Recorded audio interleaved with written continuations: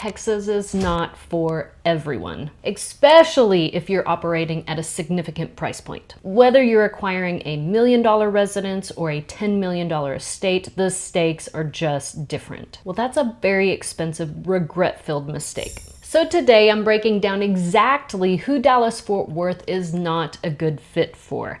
And so if you see yourself in any of these, then you may want to reconsider your thoughts of moving to Dallas-Fort Worth. I'm Dana Pollard, and on this channel, I advise clients on relocating to the Dallas-Fort Worth area. Normally I talk about premier neighborhoods and exclusive communities, but today we're doing a reality check. Let's talk about lifestyle specifically for outdoor lovers. If your version of a perfect weekend involves hiking mountains, surfing, or being 20 minutes from a ski lift, well, frankly, you are going to struggle here. First, let's take a look at the topography of North Texas.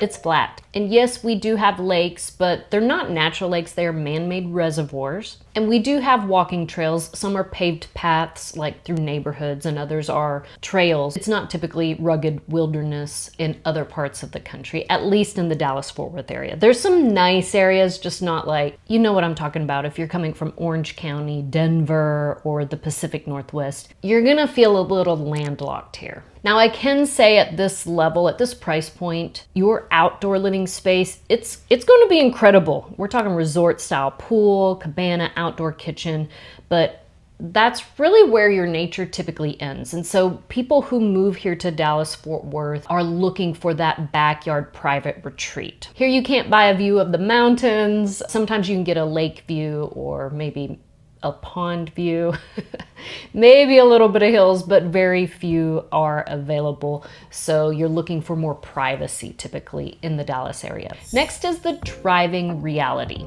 Now, I'm from here. I thought this was normal, but talking with many people over the last several years, this is a factor for them. If you're someone who absolutely hates being in a car, Dallas-Fort Worth is going to be a tough adjustment. The entire Metroplex was pretty much built for automobiles. Unless you're acquiring a substantial estate in Highland Park, University Park, chances are you're probably going to be purchasing in the suburbs, and that means you need a car. So Frisco, Southlake, Westlake, Plano, all of these suburbs, you need a car. Basically, if you're used to walking out your brownstone in Brooklyn and grabbing a cup of coffee, that's not really happening here without getting into your car. Next up is the big one. It's the tax trap. This is for the person who thinks that Texas is cheap just because we don't have state income tax. And yes, that income tax savings is huge for high income earners. However, we have high property taxes and they vary widely depending on exactly where you buy. Let's look at the real numbers because many people get this wrong. If you buy an established luxury enclave in, say, Southlake, Colleyville, or Highland Park, your total tax rate is pretty competitive, usually hovering around 1.6 or 1.75%. So on a $3 million estate, that's roughly about $50,000. But here's the trap you want to be aware of. If you want that custom build home in booming growth areas like Prosper, Salina, and some parts of Frisco, you might be stepping into a MUD or a PID. A MUD is a municipal utility district, typically to help cities funnel utilities like water. And a PID is a public improvement district where many times the county or there will be funding to build that neighborhood, the master plan community, or a section of the city out very nicely. And then they add a tax for the homeowners to pay it back. There are some MUDs and PIDs in Westlake, but they're still significantly lower than, say, Frisco, Prosper, or Salina. And again, let me know what areas you're looking at because I can get you the exact tax rate. So they can vary anywhere from 1.6% to 2.2% or even higher. I've seen 2.6% in some of these areas. So if you're in one of the higher tax districts, then that $3 million property suddenly can be $66,000, $75,000 or more depending on the area. So if you hate the idea of paying a perpetual rent to the county, then maybe Texas isn't right for you, or at least choose a city that has a lower tax bracket. Okay, next we have to talk about the heat and the climate. An average summer in Texas, we have about 20 days that go above 100 degrees Fahrenheit in the Dallas-Fort Worth Metroplex.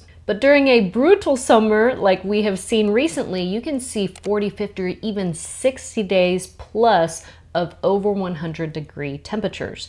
I don't typically mind being in the 90s. I kind of enjoy the 96 degree weather here in Texas, but when it hits above 100, it gets a little brutal for me. So in July and August, you will probably live indoors, especially if it goes over 100 degrees. If it stays in the 90s, wonderful. You'll be enjoying your backyard patio, the pool, and barbecues in the summertime. And when you buy a custom home with a complex roof, slate, tile, architectural shingles, you need to know that replacing a roof on a 6,000 square foot residence, it's a major capital expense. So if weather anxiety keeps you up at night, the spring storm season here might be a little too much for you. And finally, if you crave deep history and old world architecture, there are some beautiful areas in Dallas, but for the majority of the suburbs, most things are new. So in our world, if a home was built in the 90s,